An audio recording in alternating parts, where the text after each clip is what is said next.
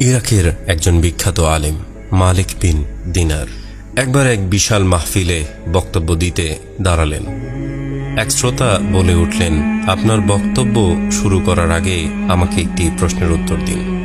মালিক বিন দিনার তাকে প্রশ্নের অনুমতি দিলেন। বয়স্ক শ্রোতা বললেন, আজ থেকে প্রায় 10 বছর আগে আমি আপনাকে মাতাল অবস্থায় পড়ে থাকতে দেখেছি।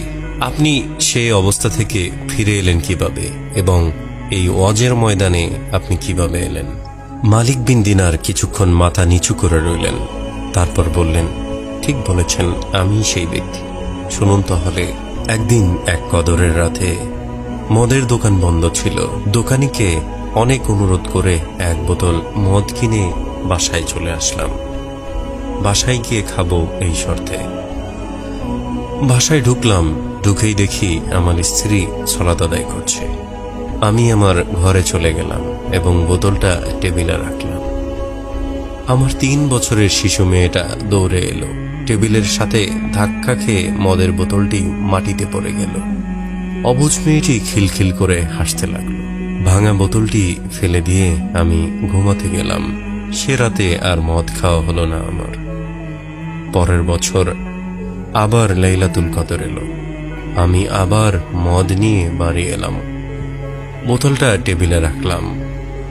হঠাৎ বোতলটার দিকে তাকাতেই কান্নায় বুক ফেটে গেল। 3 মাস আগে আমার শিশু কন্যাটি মারা গিয়েছে। বোতলটি বাইরে ফেলে দিয়ে ঘুমিয়ে পড়লাম। স্বপ্নে দেখেছি এক বিরাট সাপ আমাকে তাড়া করছে। এত বড় সাপ আমি জীবনে কখনোই দেখিনি। আমি ভয়ে দৌড়াচ্ছি। এমন সময় এক দুর্বল বৃদ্ধকে দেখলাম। বৃদ্ধ আমাকে বলল, আমি খুব দুর্বল এবং ক্ষুধার্ত। এই সাপের সাথে আমি পারব না। তুমি ওই পাহাড়ের ডান দিকে উঠে যাও। পাহাড়ে গিয়ে দেখি দাউ দাউ আগুন জ্বলছে আর আমার পিছনে এগিয়ে আসছে সেই সাপ।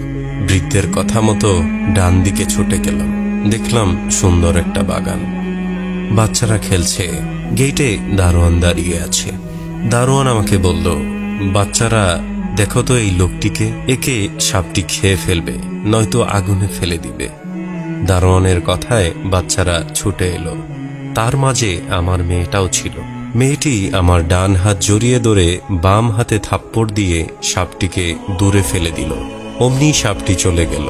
আমি অবাক হয়ে গেলাম এবং বললাম, মা, তুমি এত ছোট আর এত বড় সাপ তোমায় ভয় পায়? মেয়ে বলল, আমি জান্নাতি মেয়ে, জাহান্নামের সাপ আমায় ভয় পায়। আব্বা, এই সাপকে তুমি চিনতে পারছো? আমি বললাম, না মা। আমার মেয়ে বলল, বাবা, এ তো তোমার নফস। নফসকে তুমি এত বেশি খাবার দিয়েছ যে সে আজ এত বড় এবং এত শক্তিশালী হয়েছে। সে তোমাকে আজ জাহান্নাম পর্যন্ত তাড়িয়ে নিয়ে এসেছে। মেয়েকে বললাম, পথে এক দুর্বল বৃদ্ধ আমাকে এখানে আসার পথ বলে দিয়েছে। সে কে? মেয়ে বলল, তাকেও চিনুনি? সে তোমার আত্মা, সে তোমার রূহ। তাকে তো কোনোদিনও খেতে দাওনি তুমি। সে না খেয়ে এতই দুর্বল হয়ে পড়েছে যে কোনো রকম বেঁচে আছে। সেদিন থেকে আমি আমার রূহকে খাদ্য দিয়ে যাচ্ছি আর নফসের খাবার একেবারেই বন্ধ করে দিয়েছি।